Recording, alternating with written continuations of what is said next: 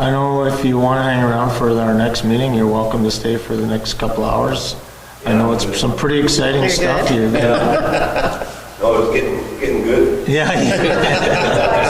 Just warming up. Possibly will be voting on a variation of rezoning. Okay. Okay, sounds good. You can contact myself or Bruce, that's all. Okay, thank you. All right, thank you for your time. Thank you. Thank you. Once again, we just want to acknowledge we're holding our meeting tonight on Treaty 5 territory. So we'll call this meeting to order. Somebody should have a resolution to adopt the agenda. Somebody? Yep. Moved by myself, second by Councillor Atkinson, resolved that the agenda be adopted as presented. Any questions? Seeing none, all in favor? Opposed? No. Carried. All right. Confirmation of the minutes? Moved by myself, second by Councillor Atkinson, resolved that the minutes of the regular council meeting of November 13th, 2023 be hereby approved, all statutory declarations having been complied with. Everybody had a chance to have a look at the meeting minutes? Any further questions? Seeing none, all in favor? Opposed? Carried.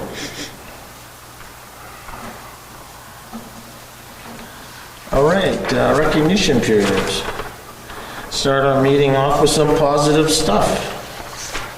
I have to say, I sent a note to Bola and a few over the weekend. I was over at the GLMC with my youth hockey team and came back to town around 10:15 and was with a young player with me from Thompson, and she was quite impressed, and I was quite impressed as well by the lights around the municipal building. Those little sparkly lights, it looked really well done, and when we turned down Gordon Avenue, she went, wow. So well done by our crews and our team that put up the lights around the municipal building and that got the lights up downtown. Looks great. Very festive.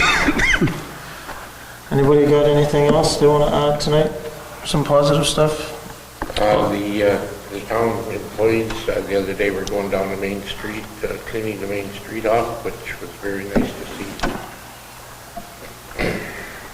And just to add, a couple weekends ago, there was the high school hosted the JV boys provincials, and that same weekend there was a hockey tournament in town. Yeah. The U13 West Canada sponsored tournament, and it was a extremely busy place in town.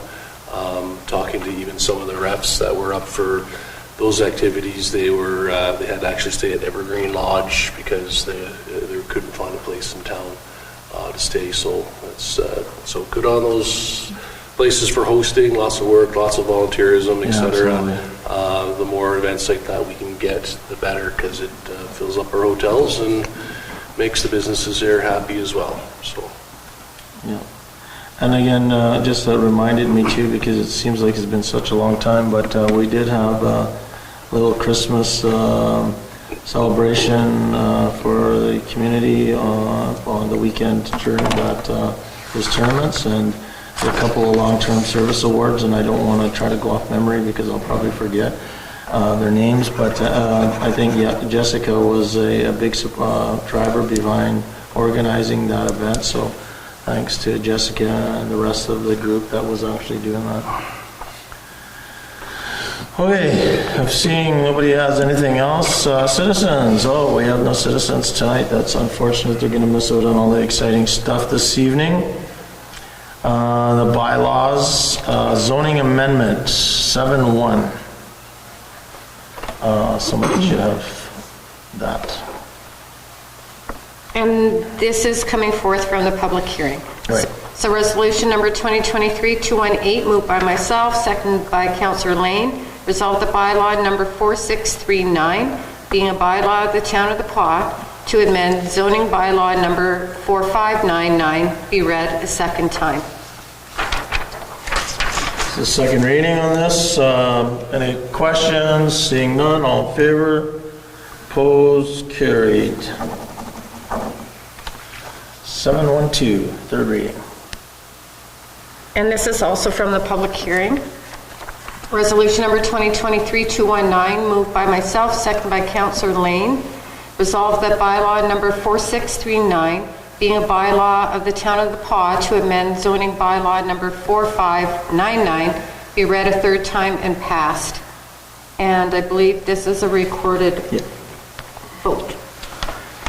Any further questions regarding this? If seeing none, we will call for a vote. I'm in favor. Councillor Ward, In favor? Councillor Atkinson, In favor. Councillor Hopper, Okay. Councillor Manich is absent. Councillor Allen, Aye. Favor. favor, and Councillor Lane. In favor. So that would be 6 for, 0 against, carried.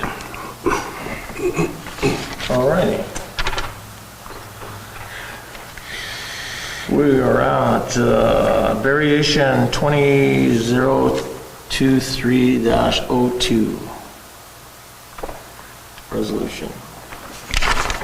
Resolution number 2023220, moved by myself, second by Councillor Lane, whereas 1000696 Manitoba Limited submitted variation application 2023-02 to vary the required minimum site area of 20,000 square feet to 10,909 square feet, and to vary the required minimum side width from 100 feet to 85.3 feet on current Lot 26, Plan 763, which will become Lot 3. And whereas a public hearing was held on December 5th, 2023, therefore be it resolved, the council approve variation application 2023-02 as submitted. Any question? Seeing none, all in favor? Opposed? Seeing none, carried. Okay, interim budgets. Moved by myself, second by Councillor Atkinson, whereas Section 63 of the Municipal Act states that council may adopt an interim budget to have an effect only until council adopts the operation budget for the fiscal year. Therefore, be resolved that council approve the interim budget as follows, which is based on the 2023 budget amounts, and these amounts are subject to change during budget deliberations. General government services, $1,469,587.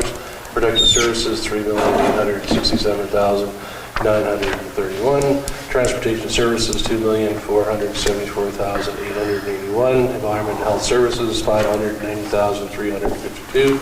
Public health and welfare services, $68,732. Environmental development services, $18,000. Economic development services, $119,696. Recreation and cultural services, $2,562,019. Fiscal services, $975,935 for a total amount of $12,147,133. Nice job, Trevor. Councillor Lane. It's too bad. Say that again. Too bad my accounts didn't look Yes, similar. they do, but there's a negative in front of everything. Yeah. Okay, so is there any questions with this? Seeing none, all in favor? Opposed? Seeing none, carried.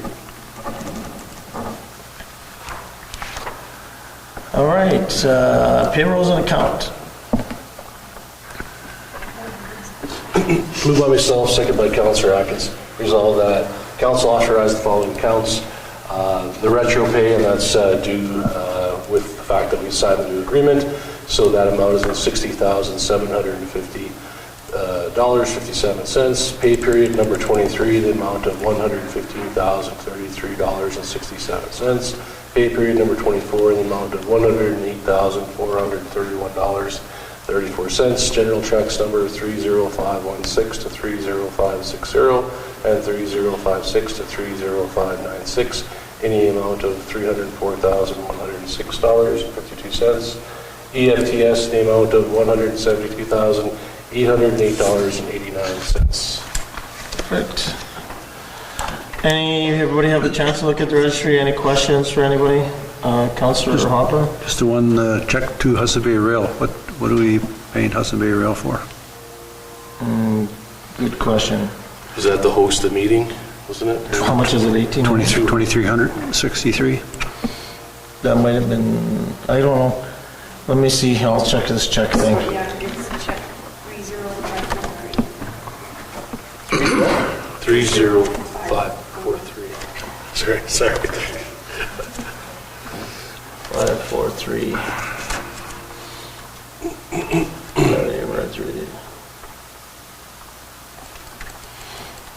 I thought we actually paid something to them. Yeah, they're November lease payments. Annual lease payments, November 1st to 23, and it's for pipeline crossing for sewer with Cusco subdivision, pipeline crossing the paw. The tracks. Yeah. It's the tracks that go across our property or our property where we can pay them. I know what that is. I can look into it. Well, it's just, The warrants money. okay, Yeah, I've seen something to do it. with the crossings. Yeah. Okay. I was thinking it has to be more, but I can. Yeah. Okay, thanks. Anybody else have any further questions? Seeing none? All in favor? Opposed? Carried. Okay. Go for it, Councillor. Council conflict, resolution number 2023-223, moved by myself, second by Councilor. Council authorized the following accounts: general check number 30561 and 30562 in the amount of $997.45. Call any questions? Call the question. All in favor? 5-0. Abstained? Carried. I guess you don't really have to. Yeah, I don't know. We'll leave it like this one. We'll figure it out for the next one. We've got you abstaining today. We'll keep doing it then until they stop, yeah. Okay. A couple more coming. Youth Councilor. Yeah, youth councillor. Resolution number 2023-224, moved by myself, second by Councilor Allen. Resolved that council appoint Josh Santolaha Santolaha? as youth member of council for 1-year term, which commenced on October 13, 2023, in accordance with section 81-1 of the municipal act. Oh, no, he's ready. This gets passed tonight. You're in big trouble. Call the question. All in favor? Opposed? Congratulations, great campaign. Yeah, that was awesome. No, you're, we do appreciate you coming and representing the youth. You're an important part of our community, and we do look forward to getting some feedback from you on how maybe things can be improved. So appreciate that, Josh. Our counselor, youth counselor. Cost of living managers. Resolution number 2023-225, moved by myself, second by Councilor Allen. Whereas Section 3 of Policy Procedure P907-1 states that any cost of living increase for administration and managers are to be awarded by council. Therefore, be it resolved that council authorizes the cost of living allowance increase at a rate of 3% effective for, and it's blank, for all administrative managers in the town of The Paw, as per discussions during the in-camera portion of November 13, 2023, Committee of the Whole meeting. So my understanding was, I actually thought we had already approved all this. So it was the cost of living increase dated January 1st, 2023, as it would line up with the hourly group. That's kind of what I thought we talked about. So should the resolution be, should have it been read with that date in there, or we can just continue? Well, the date's blank, so it's there for council to fill in. Can we put in the Right, date? So- but I mean, like, could we have read it that way, or does it need to be reread? Yeah, we'll reread I it. can rewrite it.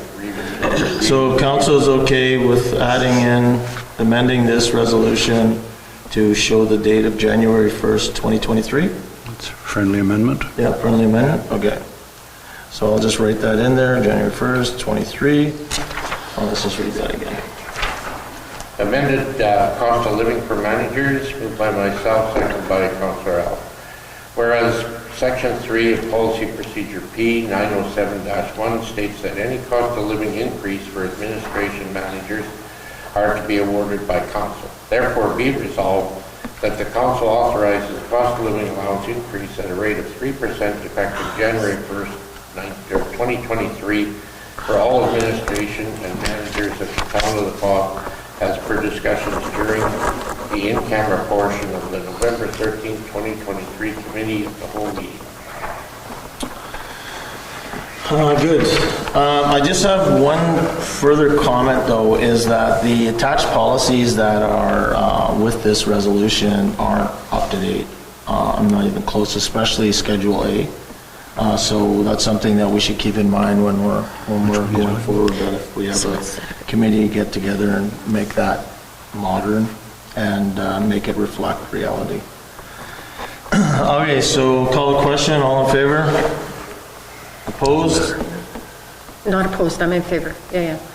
Carried. Okay.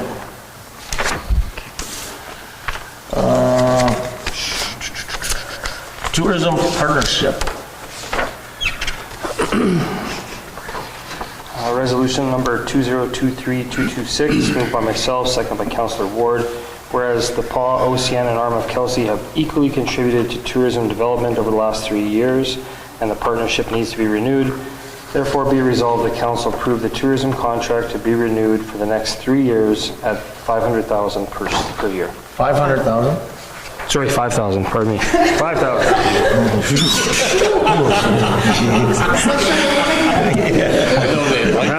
You're just checking to see if everybody's awake. Okay, any further questions with this? Councillor Atkinson?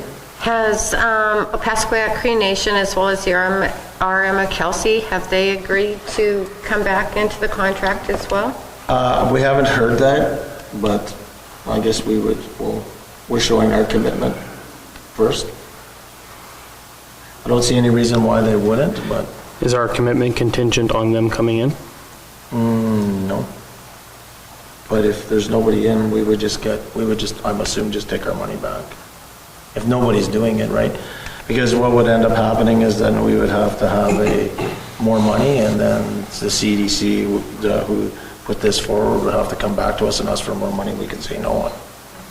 Money is just going to the CDC anyway to pay that. I'm just trying to clarify that last time, the $15,000 over the 3 years, each community paid $5,000? Yeah. That's how it was, right? So, but this is reading that we're renewing for 3 years at $5,000. Is that just town council of the PAR renewing at that amount, and then we're going to kind of chip in the other two if they agree to contribute? No, this is a joint, this tourism is a joint tourism. That's the place branding that the Paul was saying. Right. So without the other two groups saying yes, then there really is probably zero likelihood it would go ahead. Okay. We would have to revisit what we're doing, because with the partnership that we've developed, we've place branded ourselves as a region. Right. So we would have to relook at everything we've done. So I can't see it being any issue, but I can't speak for them. But we can ask our CDC Economic Development Officer to provide us some feedback as well. Any further questions? All in favor? Opposed? I'm in favor. No. Carried. Okay, purchase 208 2nd Street East. Resolution number 2023-227, moved by myself, second by Councillor Ward. Resolved that the town of the Pas sell Lot B, Block 3, Plan 587, 208 2nd Street East to the Pas Family Resource Center in the amount of $1 as per discussion during the in-camera portion of the November 13th, 2023 Committee of the Whole meeting. So I guess a little background request for this property across from the Paul Family Resource Center. They want to turn it into a bit of a cultural park that would be open for everybody. They would maintain it, do all the work that's for it, keep it clean, put a little stage there, have festivals, celebrations, all those type of things. So I personally think this is a good move on our part, but again, I'm like to hear what the council has to say. Councilor Harvey? I'd like to propose an amendment. I don't know if I have a second or not. I suggest we sell the property for $17,000. Do I have a seconder? I will second. Okay. So the amendment now, the council would be that in the amount of 17,000? And as the mover of the amendment, I'd like to speak to that. Sure. We strive to continue our path on reconciliation, and this selling property at 50% of the value, $34,000, I think reflects more on our continuance to do that. Also, we've said nearly on half of the comments tonight in our committees here, to quote, we can continually balance our financial capabilities with the needs of our residents, our taxpayers, to ensure long-term growth and prosperity for our community with flexibility to deal with change. As you all know, last council meeting, we were made aware there was a mistake made by the assessment branch on Centennial Drive on property there, whereas this council lost $17,000, which was already in the budget, which this is an easy way to find it, and it's a win-win in my opinion. I don't know what the opinion of our economic development officer is on the sale of this property, if he was even consulted. With that property next door, Mississauga, now you have a piece of property there that I know there's people that would be interested in purchasing it at market value, all of that property, in anticipation of some long-term development on that side of the street. And I think it's just prudent financially, and it demonstrates that we are on the path of reconciliation by doing this for half the market value and recouping the $17,000 which we've lost, unless somebody else has another idea how we can pick up that $17,000 other than personal donations from council members. I'm all ears, willing to hear that. Any further questions, comments? I echo a lot of what Councillor Hopper has to say. I also do believe still in precedent. I know that's kind of, we have a bit of a divide on that in this council, but I do believe in precedent. I don't think it'd be such an easy task to say no to the next person that comes in, or the next group that comes in asking for some sort of a decrease in their assessment as well, or in the price, pardon me, as well. I do also agree that this is a potentially prime lot, and I think just handing it over for $1 is not doing our citizens due justice. I don't believe, based upon the little bit of feedback I've had on this, giving this out as a kind of a generic example, not naming the lot specifically, but the feedback I got was not that they'd be very interested in selling any lot for $1. Any further questions? The other question is we had started to sell that lot to Dr. Wilk, did we not? What was the asking price at that time? I have no idea. I guess, is anybody talking against the motion? If there's no further discussion against, then we can just put in a vote. You have to vote on the amendment. The amendment, yeah. Is anybody against? I don't know. I'm just making a comment, I guess. It's and not to just go the other way, because I'm not saying I'm totally in favor of selling it for $1 either, but to say that there's a developer out there that's going to buy the land and both, I don't know. That's kind of a little bit misleading, because is there or is there not?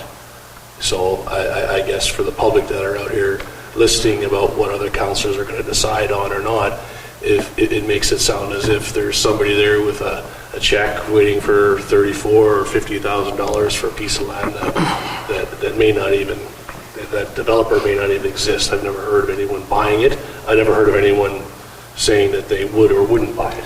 So I don't know, I just think that's a little bit misleading. I'm not saying I'm in favor of selling it for $1 either. I'm just kind of saying that so public is aware that, make sure it doesn't make it seem like there's been offers on purchasing this land and we're willing to sell it for $1 to one group when another group is willing to pay fair or more market value for a piece of land. No, I think there's fair comments by Councillor Hopper, which is... Just to respond to Councillor Lane, not trying to mislead anybody, I could have a check here next week for $34,000 from people that have already said they want to buy Miss the Paw property, they want to buy Ellen Ducharme's property, they want to get the whole block. So Councillor Hopper, we should be directing these guys to our Economic Development Officer and the CDC so that they can actually coordinate those things instead of talking individually to councillors. That's right. So You talk to individuals all the time or bring things to council. No, yeah, well, that's what I'm saying. This was just mentioned to me, so I'm just passing that on as part of my rationale for not giving it away for $1. yeah, and I'm not disagreeing with your rationale. I'm just saying is that as for process-wise, that that's the first time I heard somebody say, I hear rumors and stuff all the time, and I try to direct them to the right people, but, if somebody said that they've got, a whole pile of money and they want to buy the whole block, then they should be talking to our guy and see what we can do to help them. Was the EDO advised that we're selling this property for $1?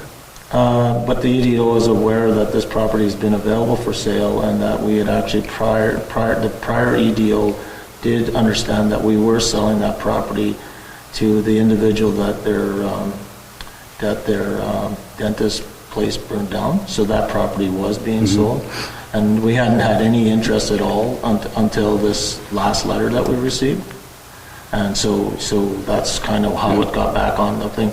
I mean, again, this property's been vacant for quite some time. It hasn't generated any revenue, so I do agree, getting it, whether it's $1, we were going to collect the assessed value of the property taxes, and I do like your rationale about recovering the $17,000. If we can do that, then that's great.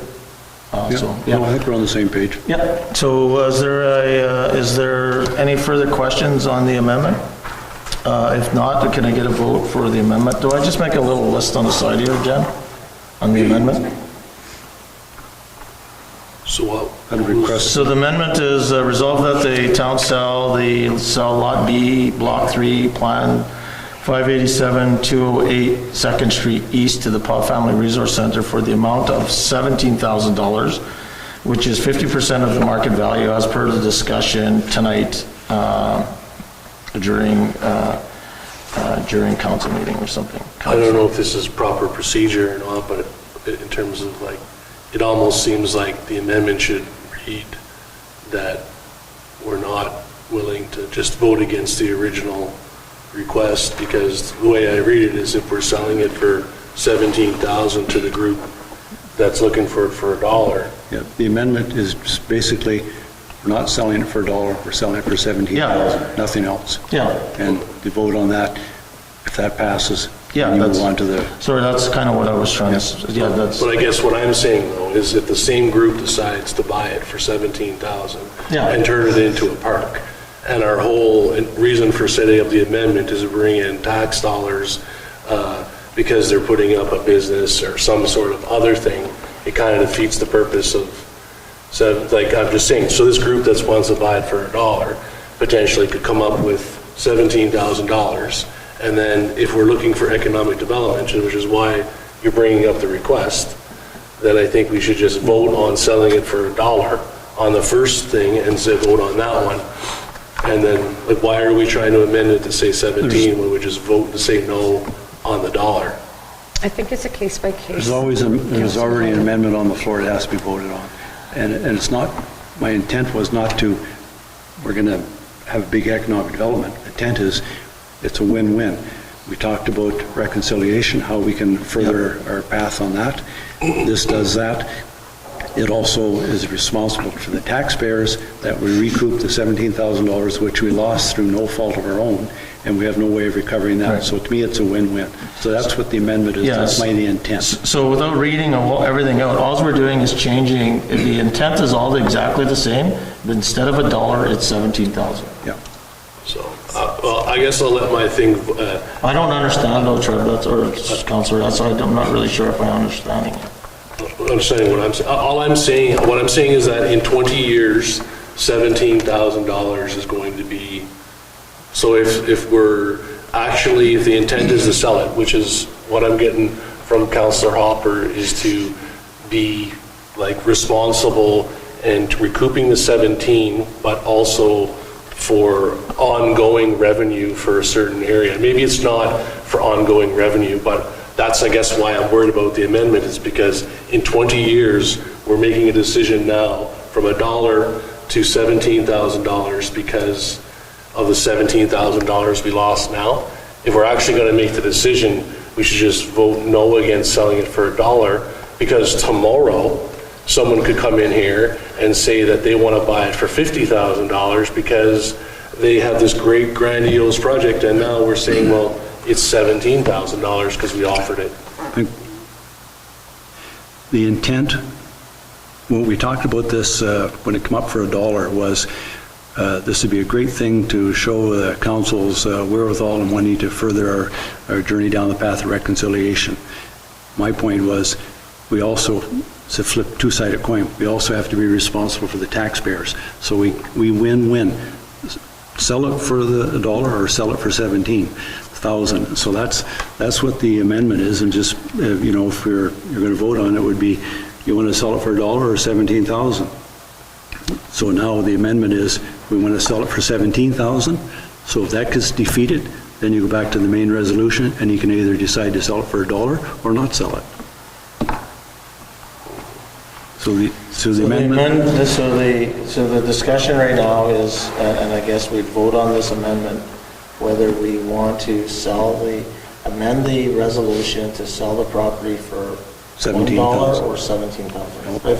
For $17,000 as per the amendment. Yeah, that's all you have to say. But we're not struck at 17,000. If somebody comes in tomorrow. Well, no, we're just doing the amendment. So we're going to say, now if that passes, then the main resolution is going to, we're going to sell it to this, we're countering these people that have offered $1. Okay. We're going to sell it to them for 17. They might come back and say they can't afford it, they don't want to buy it. Oh, no, I understand that, but I don't want us to, like Trevor said, I don't want us to be just stationary at 17,000. If somebody wants to do further development, wants to come and pay more. Well, I guess, so I think we're getting this thing muddy I know. here, because we have one offer on the table. The one offer that was interested was the one that we were talking about. Based on our in-camera discussion, we had originally came up with the fact that we were going to allow this to be a transfer, more or less a transfer, a $1 sale, and that it's still an expectation of property owners to pay taxes on the property that they own. Because today, that property earns no tax dollars because it's owned by the town of the Pas.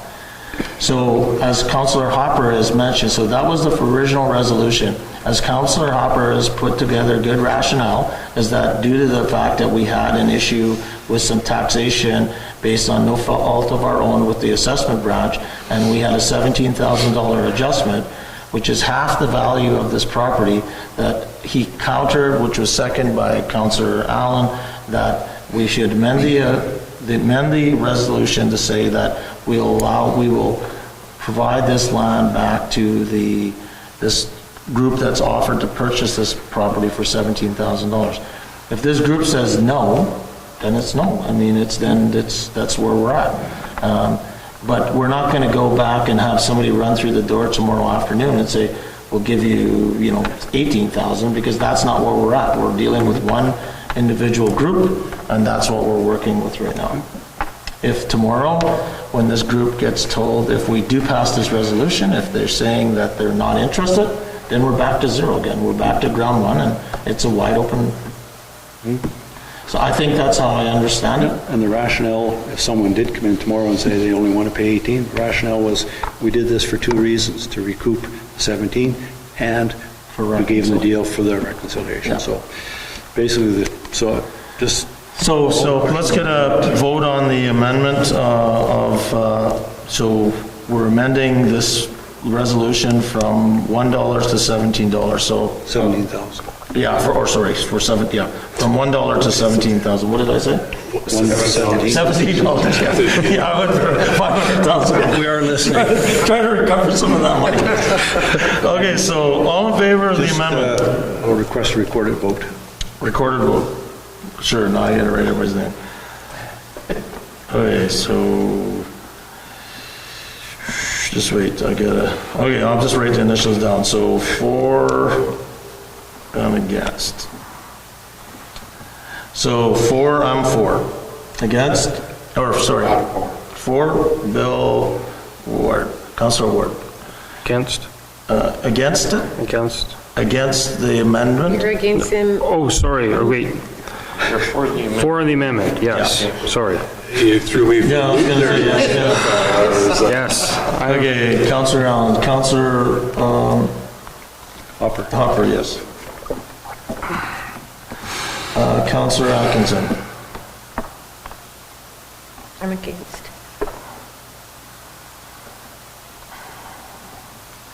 and Councilor Lane.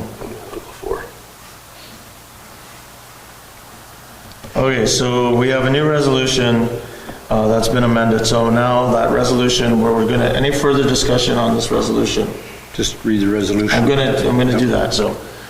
But if, so the resolution now is resolved that we sell Block B, or sell Lot B, Block 3, Plan 587, 208 2nd Street East to the Paul Family Resource Center in the amount of $17,000 as discussed during council meeting of December 5th, 200223, period. Okay, another recorded vote. Yes? No. Okay, all in favor? Opposed? Okay, carried. What did you vote on that, Your Worship? I voted for it. Okay.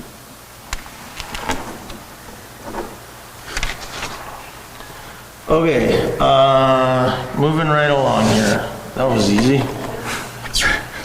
Yeah, one more question about that? Yeah, there's nobody else can have any more questions tonight. September financials, 838. Resolution number 2023-228, moved by myself, second by Councilor Ward, resolved that council accept the financial statements for the period ending September 30th, 2023 and October 31st, 2023 as prepared and submitted by L. Armstrong, Controller.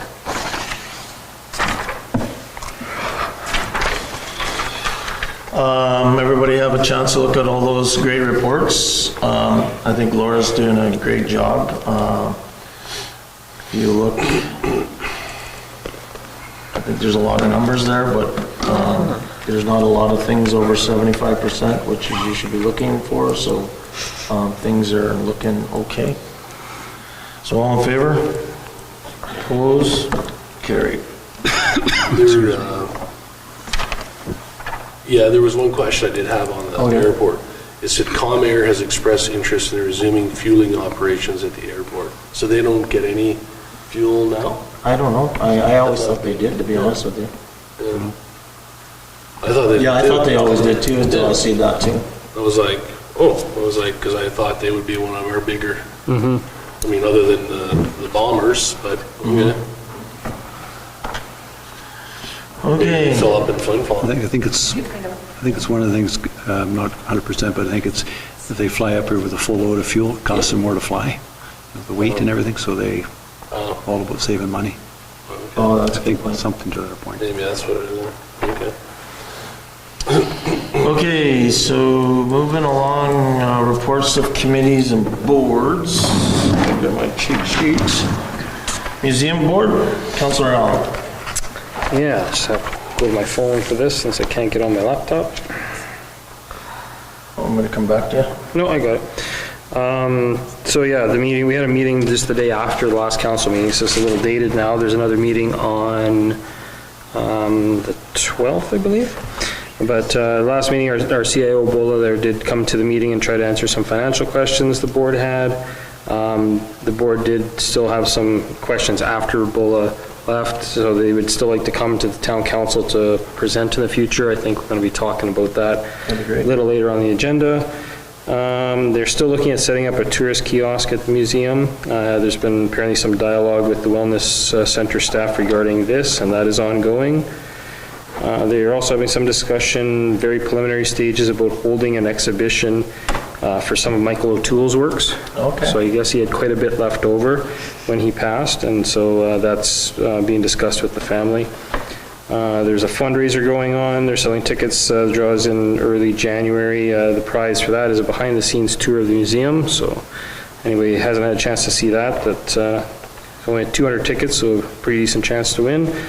And there is a new exhibit coming in on December 7th. I am not even going to attempt to pronounce the name on it, but it is using beading, basket weaving, dream catcher techniques, hides, and sinew to understand the intergenerational effects of the residential schools. Good. Thanks, Councillor. Chamber of Commerce. Actually, they're having a Zoom meeting this evening, but there's an appreciation night on December 14th. It's open to all businesses and people that maybe are thinking of joining. It's at the West Can Inn. It's free. There's a cash bar and hors d'oeuvres are on the house, so to speak. Perfect. CDC. Yeah, we had a meeting, I think it was last week, kind of some of the highlights, one of the biggest things we talked about, and I'll ask Jonathan if you haven't received it already, but we went over the Paw Community Development Corporation housing assessment that kind of took a few different stages, but it is complete, and some of the things that are highlights that are in it talks about the continuum, our recent population trends and projected growth in the area, core housing needs, missing barriers to finding housing, etc. It's a full document. We went over to the highlights of that, so that was a good a good meeting.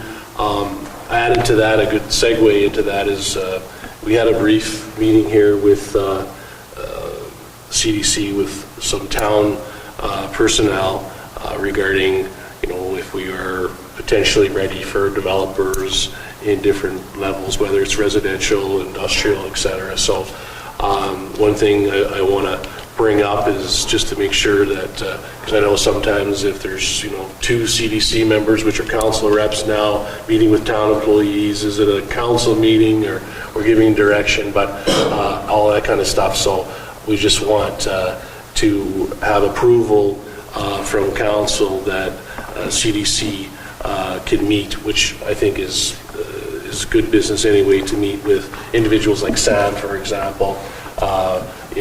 One of the ideas when it was brought up, potential things, if someone wanted to do a 24, 26 unit apartment building in town, where would be the best site? I may have a best site area, but in talking to the municipal superintendent, he may say the water pressure, for example, is low on that end of town, and the piping over on that end of town wouldn't be suffice, etc. So when we're talking to developers, we can kind of have a prioritized listing of what areas. Also, too, the whole point of it is to have some sort of a high-level vision map, so to speak, of where we're going with industrial, residential, housing in the town.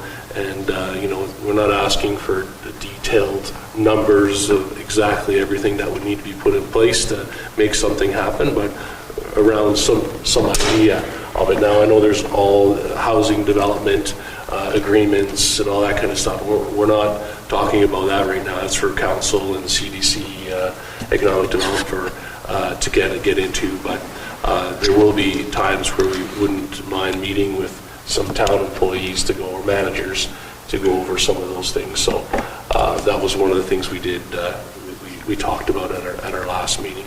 Other than that, there are two other things in camera that we'd like to bring up to council as well. Just a question or comment. At one time, there probably still is, when a developer comes to town, kind of like a one-stop shop. They come to town to meet the building inspector, meet the EDO. That's what we should have. We used to have it. They'd come, and CDC should be at the table there as well. That's exactly what we talked about on Monday. I mean, that's one of the things that I believe is missing. They answer, and that way they're not being told, well, you got to go see the building No. inspector, well, you need to go see this. They come in, everything is there, perfect. CDC's at the table, they can. We want everybody to, so the 1,000 square feet. Yeah. And so that's kind of why with the CDC, Jonathan, he needs to he can't do this on his own, but he can coordinate that and get all that information together. And that's what we as the CDC, that's what we met as CDC with some of the staff on Monday to say, hey, let's get stuff together, and that's what Trevor just said, so. Partnership with the town, we get our act together with them on board. Yeah. Then person comes to town, and they not only know what's going on, but just in the town, but the RM as well. Yeah, You know the RM is part of the CDC. everything, yeah. And our biggest thing was we didn't want to have a meeting and make it seem like we were having meetings without people being invited to the meeting, right? So it's... Whatever it always comes to council at the end of the day anyway. Yeah, exactly. But you're That's doing all the footwork. Yeah. Councillor Atkinson? I wouldn't have an issue with that. I myself and Mayor Murphy, last term Councillor Murphy, there were times when we brought Sam to the table for Kelsey School Division meetings. When we were getting ready to create the new agreement, and we would probably need assistance with that once again, as well as BOLA. Yeah. So there's just times when you need others included. It really bothers Yeah. if you take work from us. I think once we are, according to the meeting we had last time, we are going to give a kind of investment ready documentation. Yeah. So when an investor does come, there will be a condition that I want to build like 24 flats, or someone wants to build a very big store. There should be a allocated area for such things, parcels and all. Are we ready for those things? We don't have that kind of information. So that's the way we're going to, so that this will not be, if someone sends an email, there should be an appropriate person, contact person to go and meet and have all those documentation ready. So if another investor comes tomorrow, that kind of template will be there. We'll just be shooting it. Here's a package. Yeah. So that is the way we're Yeah, perfect. Okay, moving on, destination marketing, They have a quorum, they're having a meeting tonight. Cedar Lake. Thursday afternoon and Friday morning, our meetings. One question with Cedar Lake. So we got invited I'd gotten invited to the Northern Cedar Lake Economic Roundtable. And I was kind of, when I talked to Tim Johnson, I was kind of curious of why, now after I finished talking to him, why wouldn't Cedar Lake group, like Cedar Lake, our Cedar Lake, do the same sort of thing in this area for economic development? I can refer that to Joe on Thursday Okay. and ask him. If you call me, I'll just fill you in. Yeah. I just wasn't sure, maybe they did do it, but. And who is Cedar Lake? Tim Which region? Johnston? Which region is Northern- that? Northern region. Tim Johnston, Northern region. They have regular meetings, or like, Oh, they're having a northern economic roundtable. We were invited to it. I was gonna go to it, but now there's a meeting conflict. But we need to be involved in those type of things because although we're the Cedar Lake region, if you look at all this potential economic development that should be taking place, you know, we need to sort of be in part of that process. I mean, not that we have to, but we need to kind of understand what's going on in the north, right? So that's Community Futures? Jim Johnson is with Yeah. Community Futures? Yeah. Okay, This name's not familiar. I don't know why. anything else with Cedar Lake? No. Okay, recycling board. I've had attempted to have two meetings. They didn't have a quorum, but they did forward their financials here without being totally approved by the board, but nothing's going to change. But the only thing that's on the horizon there, I still haven't got a firm answer whether we have insurance on the property yet. We did receive a letter from the RM asking, requesting that they move the fence back from the road allowance. I think it's probably going to require a legal opinion on behalf of the recycling, why we have to do that. The recycling property is surveyed and it's been registered. The road allowance that the RM put in there years ago was never registered. They're in the process of registering it there now. I did speak to Swan River Surveys, they're Bachman and wherever they are, asking about, okay, we have the survey, we can put the fence on our property, shouldn't be an issue. I said, what about the road? He said the road's not even, they're in the process of registering it. He didn't use the term grandfathered, but it's your property, your fence is in there, it's back from the road. Like our property, actually, a survey is in the middle of the road, goes out to the middle of the road. We're back, well back, so we'll wait and see how that unfolds, but certainly not going to be. Is there an RM representative on the recycling? Dan Davies was on there, and there's, but again, there's been too I'm just many. kind of wondering what's the, and I whatever, I drive by, what's the, like, was this fence impeding some sort of? They're saying it was impeding the possible snow removal. The RM doesn't normally plow there. Recycling plows it, and I think Dokes does it a little bit, and they're talking about a culvert. That approach has been in there for years. I don't know whether there's a culvert there or not, but to me, it's just they want to have it done, and they don't like being told we're not doing it. So we'll follow that through. They are a partner of the recycling, so we don't alienate them or anything, but it's at the end of the day, one of the reasons for putting it where we did is where we actually put back up a 53-foot trailer with the cab and still be inside the fence. And one of the individuals that came from the RM said, well, you could disconnect it and have the truck on the outside of the fence and just close it and like totally backwards.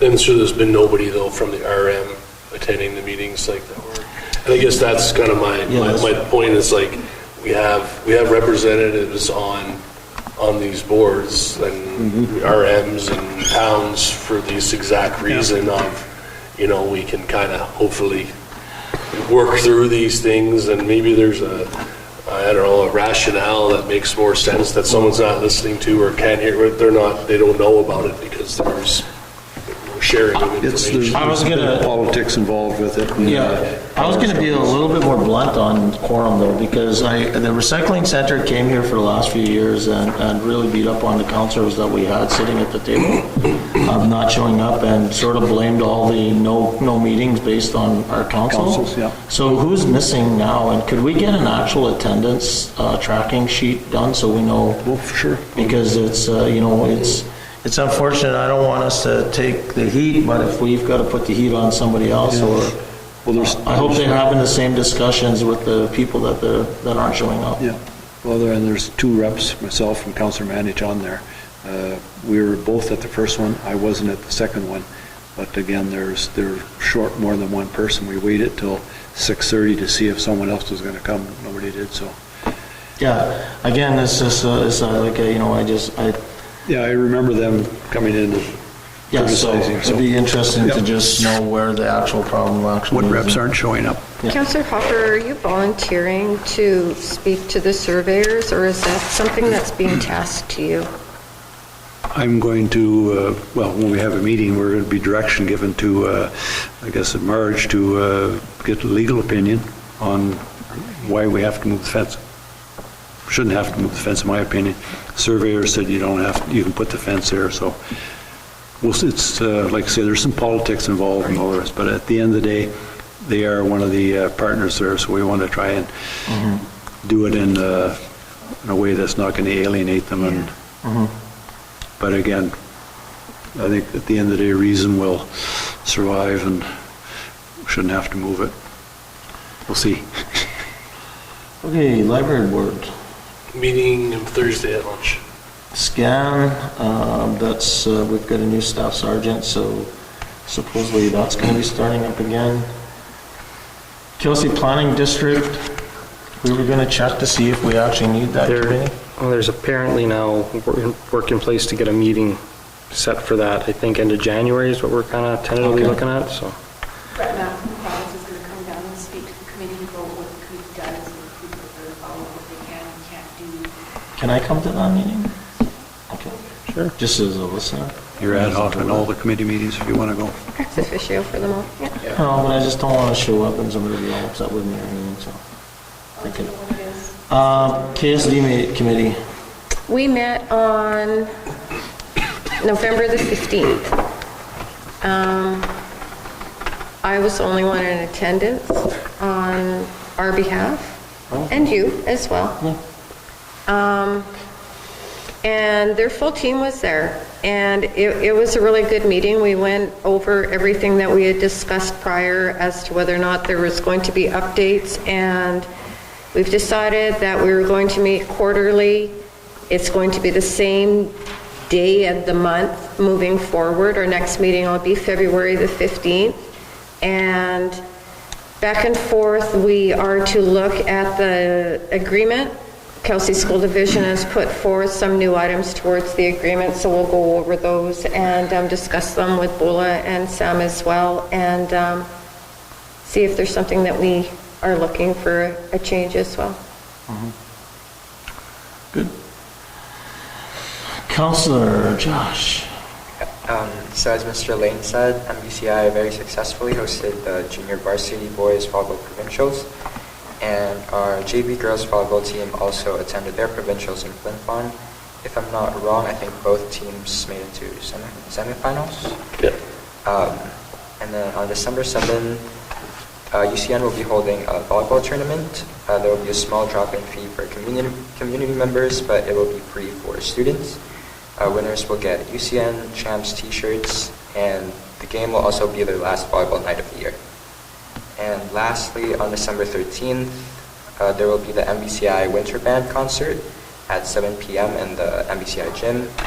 Admission is going to be by donation, and there will be 50-50 tickets and a Purdy's gift basket raffle.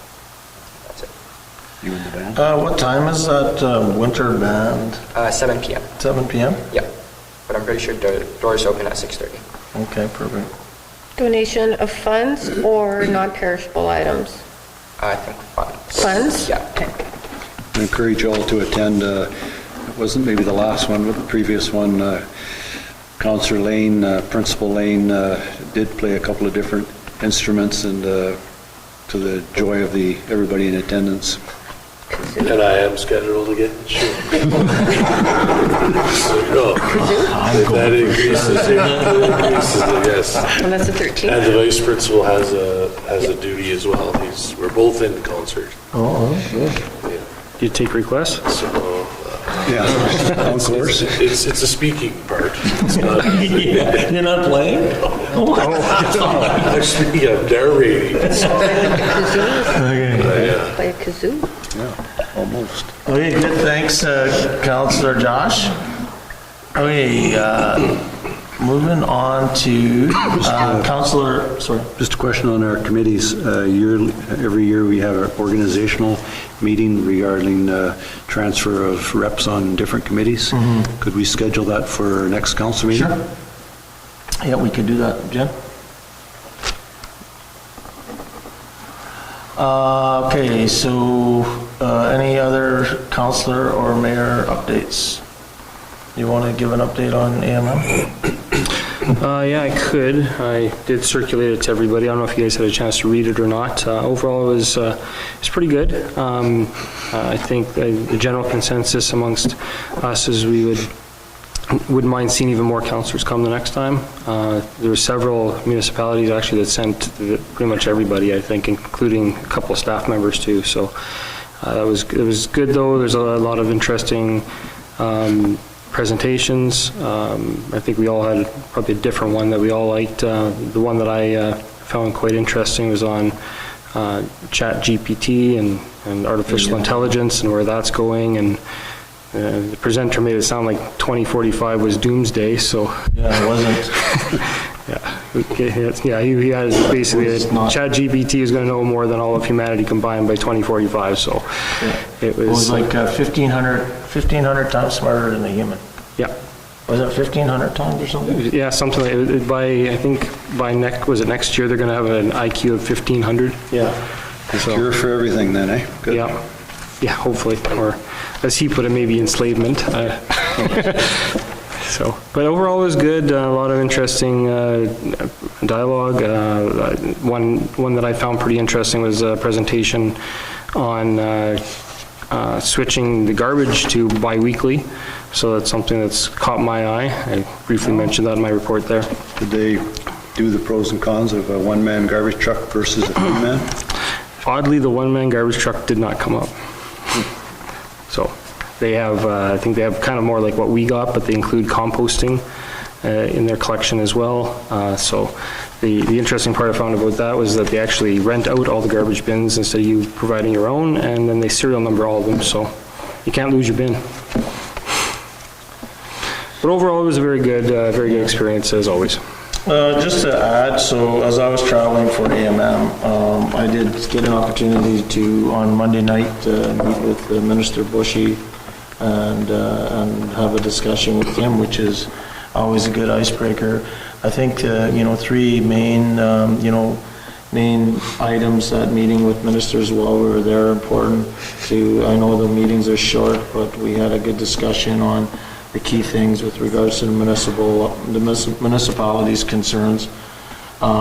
We do owe, there are some actions that I will write up the actual issue sheet, not the issue sheet, the sort of the one pager and get it to these guys so that they have it in front of them. The interesting thing is they want us to see us again. They want to come here. I also got an opportunity to meet the assistant to the Prime Minister. He came up and seen me at one of the events and wanted to actually come up to the PAW and see what kind of issues or challenges we're having. And as late as this afternoon, the Minister of Justice has reached out to us and also wants to meet with us. We were waffling on the RCMP, and we ended up meeting with the RCMP at the end of the day. Again, it was a very light meeting because we wanted to talk to our counselor or our Staff Sergeant Ellsworth first before we, sort of lay on the issues, but we did share with them the crime statistics that were concerned, the reports, the strategic plans, all that sort of stuff. So yeah, I think overall it's a well worth it for the few days. Like I said, we were able to talk about grants and how those are happening, and airports, and our joint developments with our tri-community, and taxation models, and Port of Churchill, Highway 283. There was resolutions put forward? Nothing from us, but there was. Was there anything like just when the RCMP about trying to offload costs for? Yeah. That was one of the resolutions. Yeah, there's a big discussion on new funding models for the RCMP, and the AMM and FCM are both working on that. Okay, good. So yeah, so that's there as well. Also trying to block the transfer of those body-worn cameras or offloading costs that onto councils or onto municipalities. Yep. So yeah, there's a lot of work going on the national and the AMM level for that. Yep. Did you happen to meet anybody on the duck hunting issue and the tourism and all of that? You know what we did, and I kind of slipped, because I didn't have my darn papers with me, it kind of slipped my memory to actually do that, but I know the Reeve of, I don't know, Scott, anyways, well, I have a connection down south that he's also working on it, and actually, he gave me the fella's name again, because I had sent, what's the guy's name? Rob Olson? So yeah, I had sent Rob Olson an email about a month ago to getting an update on where they were at with that, and I have his cell phone number now, so I will follow up with him. But yeah, Scott Phillips, who's now one of the co-chairs of the Blue Ribbon group, he is also, me and him have talked lots about this because it has an impact for him down south as well. Okay. A lot of discussion with in other meetings that I was in with other ministers around the zebra mussels and all that sort of stuff that's going on as well. Okay, moving along here, if there's nobody got anything else, airport apron and overhead lights, 10-1. That was an unfinished business. There's the detailed quote. Was there any more questions on that? Yeah. Seeing none. RCMP stats, I guess everybody's had a look at that. I have talked to the RCMP about their stats and how they're laid out, and it's all manual. And it's very difficult for them to actually change to get what we're asking for.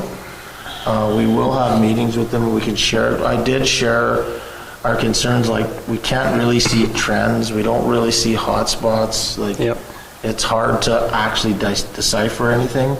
And he said, yeah, like, and his admin person was in the meeting and said, like, it is. The one report, were you at SCAN when Staff Sergeant Lemieux presented that big RCMP report and showed all the kind of what we were asking for, the breakdown of the areas and all that? Hundreds of hours of work. It's not something they can just download off the system. Well, that's disappointing. Yeah. That would be something to maybe bring up if you meet again with the, or whoever. Like, you know, when you, in this day and age, when you're talking about, the services are streamlined and you're trying to figure out where to best allocate, either prime prevention or being reactive, and talking about need of officers in certain communities, and even if our community decided to say we didn't want an officer or two, and we have to put that 1 year of advance, and then they could come up with a document and say, well, how could you possibly do that? We cannot service your area. And I don't know, for such a large organization, I find it kind of a little mind-boggling that we are manually entering. Yeah, talking to Sergeant Stark and his admin person that's been there for a long time, Kareen Austin. It's not a simple push the button and give you. It's not like downloading it into an Excel spreadsheet and sorting it. So we can have more discussions with him. He understands what we're looking for, and like I said, it's requires change. Everybody likes change. Yeah. I'm kind of surprised by that, because in communities like, say, Winnipeg, where there might be actual officers on the street, they're probably going to decide where they go based upon hotspots. So how are they, if they can't do it here in the PAW, it's got to be thousands and thousands of hours in Winnipeg. But again, I think they know our community is small. They kind of know where the hotspots are, and I think us in this room, we probably know where they are. Yeah, no, I don't disagree with that. Identify a house. No, I don't get it. I just remember when former Staff Sergeant Lemieux came, and he did do that one presentation breaking down where things were by zones and stuff. Some of it was definitely what we knew, and there's a little bit there, though, that was eye-opening, and it's a little surprising, especially where the heavy crime was versus where the nuisance crime was. Okay. So more to come anyways. We won't, it's not gonna completely lost, and he does understand what we're looking for. Okay, citizen period. You guys have anything to say? There's going to be there, actually. Anybody online want to shoot? It's a question. Moving into committee of the whole here. Phone lines will go down, all the calls are going to come in. We should have that. Resolved that we now move ourselves in the committee of the whole with Mayor Murphy in the chair to discuss matters requiring our attention. Okay, moving down. 13.3.1, Operation Red Nose. I guess they're looking for volunteers to drive and money, yeah, that's what I was gonna say. And a financial donation. I guess we gave them $100 before, we wanna give them another $100. 200? You guys wanna give them 200? Yeah? I'm okay with that, yeah, $200? It falls in line with our vision statement, safe communities. Yeah. No, I mean, it's actually a valuable resource for the Quoting that all the community. time.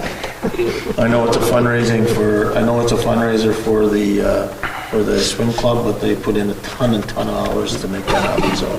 They get a lot of assistance from the businesses in town too, Yeah. donations and everything, so it's worthwhile. So $200 to them, grant requests. So, as you can see, what does council want to do for grants?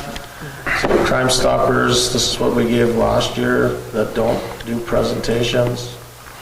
That's a big route. Arts Council. Trappers Festival. One I'm seeing missing is COPP, and I know they've disbanded. Did we want to talk to him, possibly asking Bear Clan to come in? Sure. One of the things I was thinking what we should do for budget and what's that? No, I was just saying, coming in and have them come in and make a presentation to us. I have no problems This is with. stream, but this is about budget, though, so it's. Yeah, no, but I wouldn't have any problems providing, if Bear Clan required some funding. Yeah. I mean, with the amount of work that they're doing, I wouldn't have any problems providing them some. But one of the things I would like to see us do, or one thought I had was, I know last year we put $2,500 away to just as the random ones. I actually think we should raise that up a little bit this year and make it, maybe $5,000. And that we should leave that up to the discretion of the administration up to $500, and any other requests above $500 would be coming to council. And the reason why I say that is that if you're asking for that significant, we don't want the one person to come in and take a big lump sum of money. But we do have a lot of valuable people that are within our community that may miss the opportunity. And I would also like to see us create an actual grant committee or grant policy on how these work. So, we should have a timeline, just like sort of what the DMC has done, where we know that the intake for 2024 is December 30th or whatever it happens to be. People can put in their requests, come in and do a presentation if it's above, a certain amount of money, and then we can kind of, so that everybody sort of gets and then just keep a small fund for the side. And I think generally the community is probably aware of that, because every time somebody comes, or not every time, but quite often we say, get your request in for next year because we didn't budget this year, and I think the public's aware of that and they're starting to do that more and more. Yeah, I always like the things to be a little bit more formal, so it's written down, so there's no question of I didn't know. It's on our website, it's part of our policies, and then that way, going forward, all we have to do is adjust the policies whether we want to. So again, that doesn't have to be done today, but... Yeah. And another one, I don't know if it needs to be on here or not, or maybe it's in some other, under Kelsey Rex, but I know we listened to a couple of our presentation about fireworks and being, I'm not sure. Canada Day Parade. Canada Day one, I don't want to be in the position. Those are, council wanted, this was about groups that ask for grants that we want coming to make a presentation that we already have on the books. Yes, They so- should be invited. But who's doing the Canada Day? Who's going to come and make the Canada Day presentation to the council? All I'm saying is that the mayor had made a comment about having 5,000, upping the 25 discretionary to 5,000. My only concern is, and I'm not asking you guys to foretell the future here, but I guess putting something in place so that if there's a large group of people that would like us to do a Christmas, Canada Day, or Halloween type of thing, and we're all for that, and it's a great idea, awesome. And it's the second year now you've come in and asked us, and we all said it was really exciting, but this is the second year in a row now or third year or fourth year where we haven't put any money aside. So I don't know, I'm just suggesting that maybe we've not asked necessarily for them to come in to do a presentation, but I'm just wondering, is that in anywhere? Well, that's, I guess that was my next question too, when it was going to come to the budget discussions, is, does council submit budget requests, things to go into the budget? So, yeah, no, so what, but did we get a request of a deadline for that? Yeah? No. Thank you. I don't know, we sent in the operational plan, and all those things should be done. Because we need to work on your, I wanted to say this. Yeah, no, I get that, but I just, again, I'm not a full-time, I think that we need to put something to get aside for Canada Day. I think we need to put something aside for fireworks. I think we need to put something aside if we're going to do a joint festival. And what I wanted to be able to do is that it's identified to a point where at least council can debate it, and because that's just what I'm saying. It's not that I'm saying it's his. I just don't want us to miss it. And where we're scratching our heads down the road, like we may say, hey, let's put $5,000 for this, for fireworks, and we have a meeting, and it's just to have the discussion. So we don't want 5,000, we want 500,000. As Councillor Allen wants for. Well, that's where that 500 can go.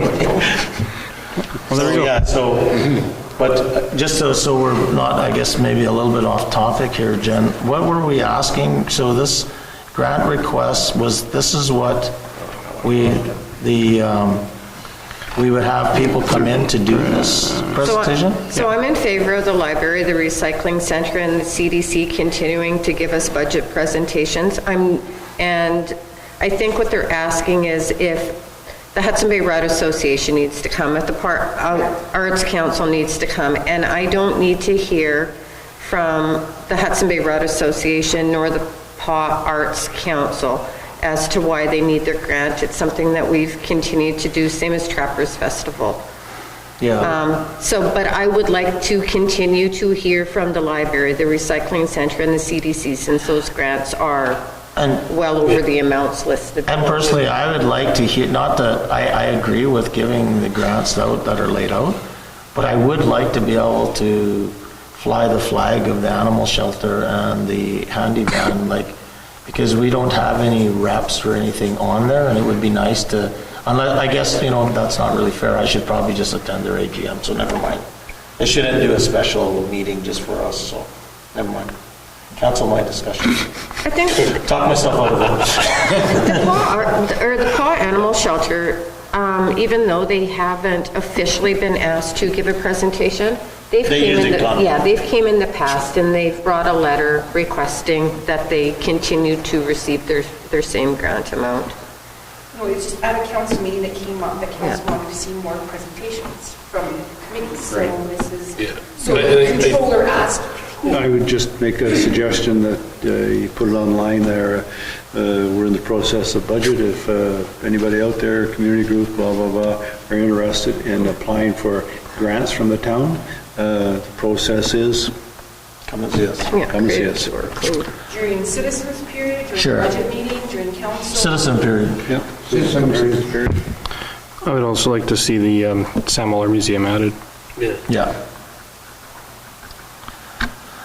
They used to come with their budget. And I was just going to... COVID killed that. Yeah. Sorry, I'm so confused. So you don't want to see Crime Stoppers? No, anybody. Just put it on the website. Anybody who is interested in coming, Okay, but these ones here, Crime Stoppers, Hudson Bay, Arts Council, Trappers, Animal Shelter, Handyman, they have already asked for grants. We don't need to see them. You don't want to see? We need to see Okay. the library, the recycling center, the CDC, and the museum. And if anybody else is looking for actual grants this year, they should be attending Citizens Superior as soon as possible because the budget cycle has started. I would suggest you should have the handy van come as well. We are responsible at the end of the day for any deficit they run. Yeah, well, and that was my thoughts, but then should we be just attending their AGMs? What do you think? That's kind of what I thought. Come here, we're all here. Okay, yeah, that's a good point. So handyman, yes. Yeah.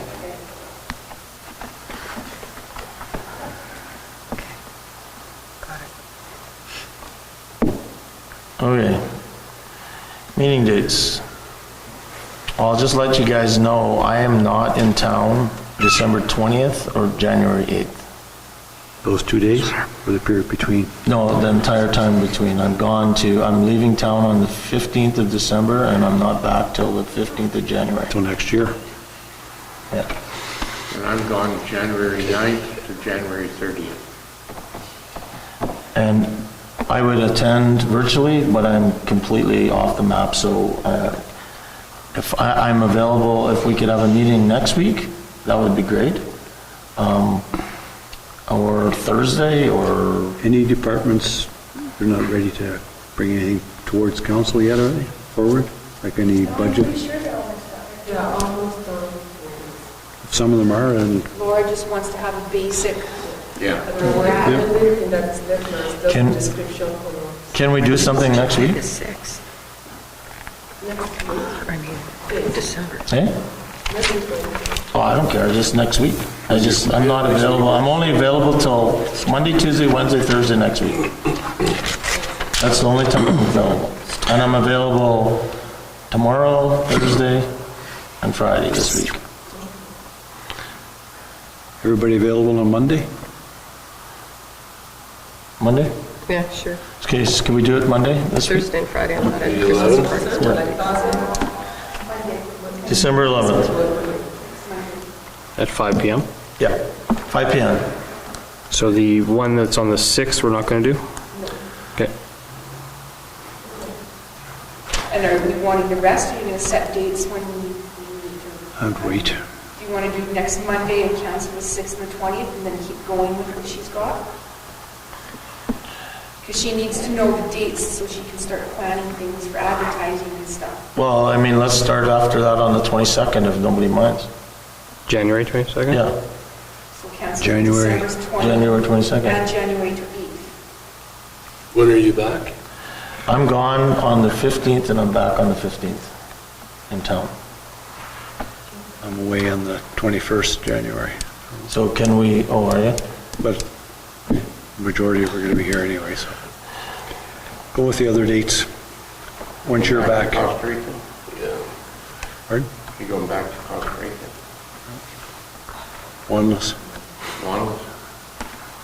I'm going back. Go with Monday, I guess, and we'll decide the rest Yeah, of we'll the figure it out. days. Because I'm thinking that January 10th or 11th before the 22nd, so we get 2 meetings in January would be good, but let's see what Laura Play it says, by I ear. guess, and the rest of council. So, just a thought, we do the December 11th and then we skip to the January 8th date and just follow them from there. Yep. Okay. Yeah. Sure. Okay. So, okay, so not December 16th, not December 20th, start with next Monday and then go from then to January 8th, 22nd. Follow Yeah. that. Yeah, just the 6th and the 20th will go away. That's it. We're back to communism. Okay. That was easy. Council indemnity. Indemnity. I can't say the word. So I just say we follow what we're supposed to do, so it's a 3%. This, what is it, the CPI or whatever that. Yeah, it costs a Yep, it's in consumer price policy. index. So if you can put together a resolution for the consumer price index of 3% or whatever it is. There should be both, 3%? Well, whatever whatever the policy says, CPI. whether That's what we index- I think it's 3.4. So do we discuss that now? I think it says 3.4 in the issue sheet. Council. No, you can discuss it now. Yeah. Okay, no, I'm just, the only reason why I'm bringing it up now is because now's another good time to talk about it, because when council hits and someone stands up and to say about how they didn't get elected to give themselves a raise, et cetera, I'd like to talk about it twice, because, fortunate, unfortunate, I guess, whichever way you want to look at it, if we're given the responsibility to give ourselves a wage increase of 3%, and that's the only way it can work, that you vote for it. It is the way it is. So anyway, I just kind of want to bring it out. So if somebody wants to talk about it twice, they can talk about it twice, because I kind of get frustrated when They can talk about it twice tonight instead of grandstanding at... Well, that's kind of basically why I brought it up. Yeah, I've been around long enough. It seems to always come up that somebody seems to talk about how they went on, and when you work out the monthly wage versus the actual hourly rate, I just don't want to give any citizen an idea that we're in it for the money. Well, I turned down work to do this job. Yeah. So there's by no means that I don't think anybody in this room is making a living. Everybody's on side for following the policy as it is. Yeah. It's an awkward thing. We have to say, yeah, we're giving ourselves a raise, but as Councillor Lane says, there is no other way to do it. Yeah. And 3% would be on average, probably what, $22, $24? I worked it out, it's 28. 28? Yeah. I figured it out today, and I think it's $2,400. Yeah. So I was wrong. Maybe I am going to Costa Rica. $28. Application. Okay.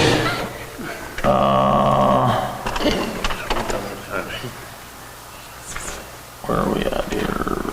Josh was wondering what his raise was. 100% rate. We'll give you 100%. Okay, accessibility thing here. Do you want to talk about that? Anybody's got any questions?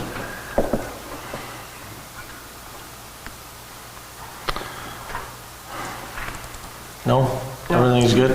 Yeah. Okay. Resolution will come forward. Yeah. Reserve funds, everybody have a chance to look at the reserve? It's a good opportunity to look at it now so you not confused during the budget.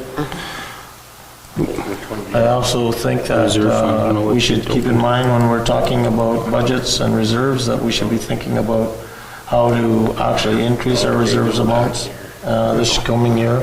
And also keep in mind that debentures are going to be coming up in the next couple of years that'll be free, that we make sure that those get turned into some sort of reserve for long-term planning. That kind of goes hand in hand with your asset management plan too. It's all one and the same. Capital. I have a quick question about the bipole. What exactly fits in the bipole, or what doesn't go in bipole? What can you not use bipole for? I can't, if we could get, and I'm not asking for an answer right now, but if we could get an update on what exactly bipole can be used for or what it can't, either or, doesn't matter. Thank you. Yeah. They're pretty good. They'll say that it can't be used for this, and then they'll word it this way. Yeah. Or if you relate it to community, that it benefits the entire community. Okay. They're very good working with us. And we're not receiving any further bipole funds, right? Like that's completely done. Yeah, okay, thank you. Okay, capital. Everybody have a chance to look at that report? My only concern, and again, this goes back to our financial governance or responsibility, is around those gas pumps. So I guess it's a winter thing now, but I would hope that in Q2 next year that the gas pumps at the garage get fixed for sure, and that we have some good manual controls on there now, because this was an audit finding, and we do know that we had issues there, and That has to be in the budget.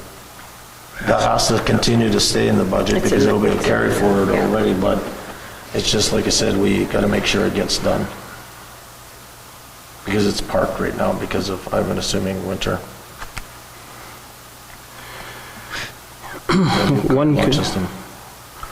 One concern I have is we have, I think, 9 projects on here with a completion date of December 31st, 2023 that are well under 50% completed, and most of them are 10% or less.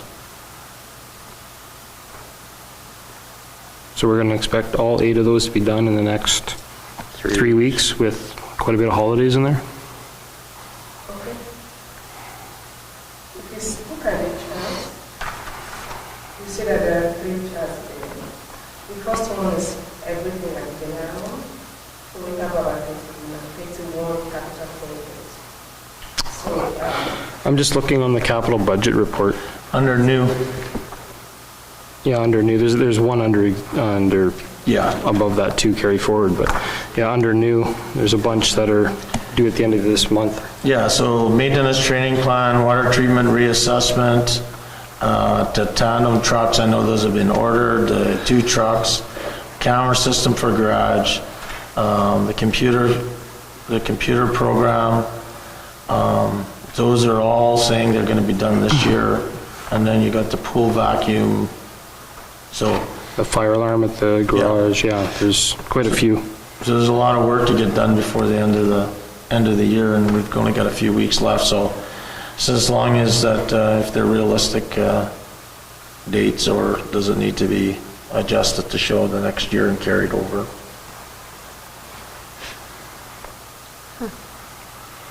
under the new, 9 projects have been carried forward.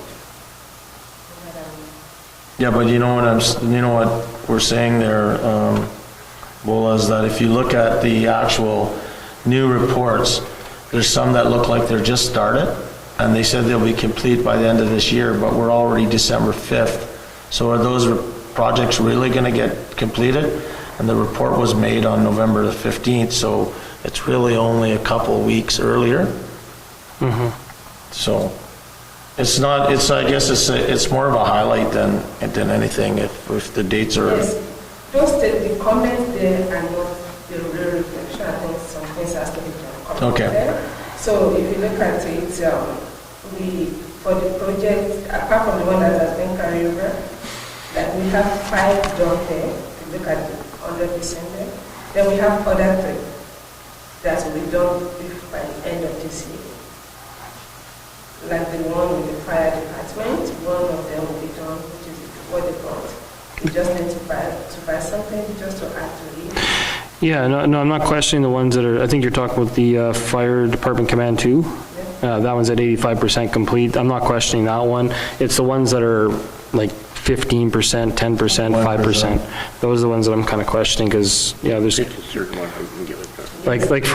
So for example, the maintenance training plan, it says 1% done, will be completed December 31st, 2023. Yeah, so some of those dates just aren't accurate. Yeah.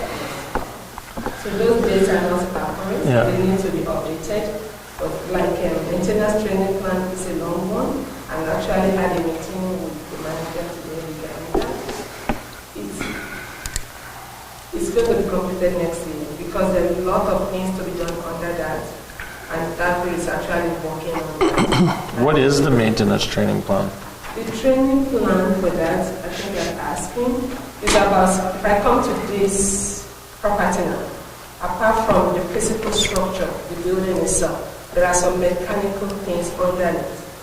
So they have to form a database so that they'll be able to know, okay, if the lifespan of this building is 100 years, this mechanical unit can be 5 years, 10 years. All those things must be stated somewhere in the database. And this will really help us in the future. This is how it's going to help us. There should be something like a dashboard that will give us a sign that, oh, in this building, there is this mechanical unit that needs to be replaced or renewed in the next 2 years. So we have to prepare for all those things. Like the analysis that was done before I started, if you look at those data, it shows that most of our assets has actually expired over 10 years, 12 years. So all those things should be in place so that it will help us with our budget plan. So that is what we're going to do. So what would be very helpful with, when it comes to capital, is that if there's a summary sheet that's developed, and I think I shared examples with you, there was a summary sheet that outlined sort of what the actual project is, what's the background of the project, and what's the justification of doing the project, and that if it was attached to each of these things, then us as council could just read that and say, oh, that's what that is. Because what you were explaining there, I take as a sort of an asset management activity, but a training plan, I was thinking, is something like, I need to maintain that boiler that we got there, and these are the adjustments I have to do, and these are the things I'm checking to make sure it's still good.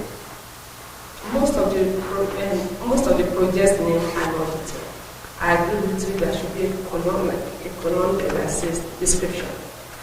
We have a template for 2021 now, where we have that kind of, which shows the description. But this is not the rule. This does not describe what is happening. And most of these projects, the uncompleted project that has been carried over, most of them are from one department. Yep. So I had to work with them. And most of these, like 8 projects we counted, and they started working on that in preparation for 2024. Okay. Good. So for some of these anticipated completion dates, were those dates provided when the budget request was made? Yes. Okay. So then, essentially, some of these that are going to carry over, we've collected the tax dollars for them for a project that we anticipated to be completed in this budget, and it will not be. Yes, the department that most of these projects are affected most has been the only one in that department. It's been doing the work of 2 people. Now, because we've already gotten someone who's assisting me, I think that will be a great improvement in 2024. Like Councillor Allen says, so in some of these, could they be kind of highlighted, like to be continued in 2024 or something? So yes, it's because we don't have that template yet.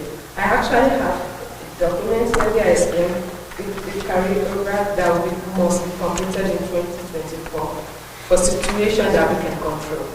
Again, it's so moving on forward, like Mayor Murphy said, what in your maintenance training plan or maintenance repair thing, that's going to be 5 years, 10 years, 20 years, can it be done up the same way to say that this is starting in 2023, in 2028, 2033, whatever? Can you forecast that? Yes, we do have it forecasted that already. We have it forecasted because all those things are not probably. You have it forecasted, but we can't see it. Yeah, I will share it with you. Okay, we have to prepare it in a way that we'll be able to explain what you are doing. Yeah, so that we can kind of see, like you say, a dashboard of where, because it'll continue from one council to another council to another, correct? Because it's not something we have to develop the database before we can move to that. Yeah. It's But- going to No, take time, but understand it's that. good. But that won't apply to this because this is our capital budget. Yeah.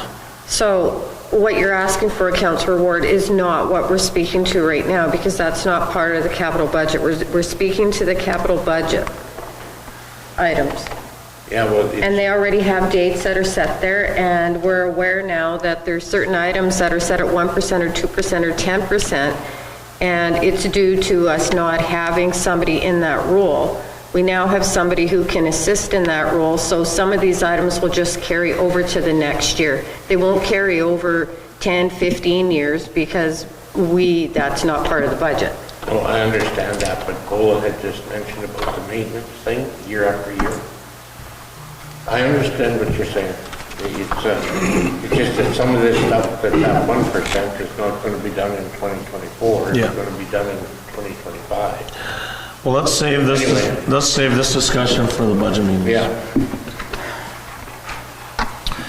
Okay, moving along here, I think we've got nothing now. There's no other items that we need to talk about. So we'll move ourselves into, sorry? Just so as I'm not speaking about something that's designated in camera in the public meeting. If I could indulge council to look at 3 items I don't believe should be in camera. 13.1.5.1.3, Oh, yeah, no, I'm fine with that too. that shouldn't be in there. We have policy to cover that. 1.4, that's not a personnel or a land, that's a pretty straightforward thing. 1.4, what is 1.4? Starts with a B. 13514. 135114. Signage? Yeah, I don't really, I don't think it should be in. And the other one is 1351.2.1. Again, that's covered by policy. Sure. Speak again. One more time, sorry. 13.5.21. I guess just a sort of clarification here. So I think on 13.5.1.3, that was a general question that was answered. So I don't even know if we need to discuss it because it was more of a comment on me that I didn't understand what you would do if that actually happened. And I was thinking about the ownership. So I'm completely okay with taking it right out. If we want to take it out and have a general discussion without the specific name of that, I'm good with that too. Just the only thing why I think it would stay in camera is that we're talking about a specific item. It's an actual. Yeah, you could business. talk about the policy and not necessarily about the property. Right, exactly. So yeah, no, so that I completely agree with you, but because I was asking specifically about Okay. that, and it was, and just- because of the history that was behind that, Okay, so we'll just take out the Yeah. note the property won't be mentioned. you know, and the thing is that it was a general comment while we were away. I seen the actual answer in the issue sheet, so I don't Yeah. really, doesn't really matter. I'm good. But we can talk about it outside. So what the question was is that what actually, just so people don't think that we're trying to hide something, it was about what happens if there's an actual tax sale and the town of the Paw. Now, what happens to that property? That's what my question was. So there's this building that becomes default on taxes, and now the town gets a reserve bid to actually, you know, it goes up for a tax sale, and now the town now is the owner of this property. What happens to that? Then we own the property. Yeah. And that's what the policy covers. Our reserve bid is always for arrears and taxes. Yeah. And if nobody bid on any property, we end up with it, then we have a property. And we can Yeah. sell it for $1. Yeah, and then it was the other question about is, my other kind of, because there's a bit of history on certain properties in town, is that if there's residents or there's an operation there, how does that, if you have an operating business or an operating something, how does that, what do you do now when you now assume the operation of a building? If somebody was in there using it, it's our property. You evict them. Yeah, and that's the only thing, that's what I wasn't sure about.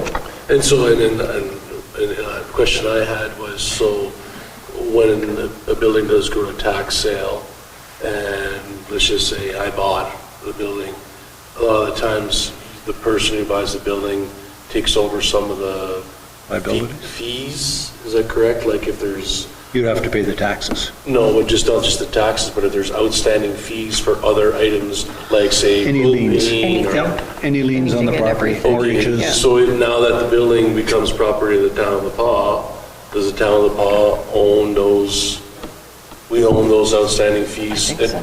Including what, like what was that entail? Like what is that, that's not hydro and phone and Hydro follows the loan on the property. If there's a mortgage on any property, any bank or lending institution, 100% of the time is not going to let it go for tax sale.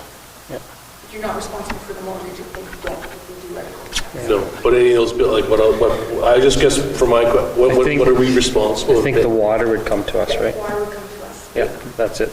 Water That's it. property. Hydro is in the person's or Okay. business's name or whatever, yeah. Okay. because I've seen, the only reason why I asked is I've seen other properties go for tax sale that have been in the paper, and they say you're responsible, the lawyer has, I guess maybe this is something the lawyers put in there, that you're responsible for paying the outstanding fee of this, and this. So I didn't know whether we were. Yeah, so anyways, that answered my question anyway, so I was just curious, because there was some history there, and I just wasn't sure what would happen if. So we can just delete that? Yeah, no, well, we talked about it, so it's outside the camera anyways, that, when it comes to the request from the Blizzard, yeah, I don't think it needs to be in camera. What they're asking for is that if they put up a sign for 5 years, and if the team leaves, can we just make sure the sign still stays up for 5 years because they're selling the sponsorship? And I don't see any reason, but would We're not cost sharing the sign, are we? No, it's their sign, and Perfect. and it's just that when they're going out to sell an actual, the sign's pretty significant, and they've got significant sponsors that have put money into it. But I know that, on the unlikelihood that if the team leaves, these sponsors want to make sure that what they've paid for to be outside the arena stays on there for a minimum of 5 years. Yeah. And when I got the letter, I didn't think it would be an issue, but yeah, that's not a problem at all. So that's all I was talking about there. I don't know. It wasn't meant to be. Nobody has an issue with that, so that can... No. It's just, so all we need to do is put forward a resolution at our next meeting to say, hey, if the Blizzard put up a sign based on the sponsorships and what they've sold, we're going to guarantee that sign stays on the building for 5 years at their expense. If the team left town for whatever reason, those local sponsors who put that investment to have, and I know, their name on that sign, it stays on that, we're not going to say, we can change it, but the main, you know what I'm saying? I think that's what he is asking for. Okay. And the final one was the 13511 or 21. We have a policy that covers that. We have a policy, but we don't have a policy. Where is that? Dealing with 13521. Lake. Oh yeah, I don't know. We don't really have a policy on that. Well, we do have a policy, but we don't have a policy after X amount of years. Yeah, and I think that was going to be the discussion, right? We'll leave it in then. Yeah. Okay, I'm good with that. Okay, want to move us into camera now? Yeah, I'll move ourselves into the camera portion with Mayor Murphy and the chair to discuss matters of importance. Okay, just the Tricon recycling, I had a question.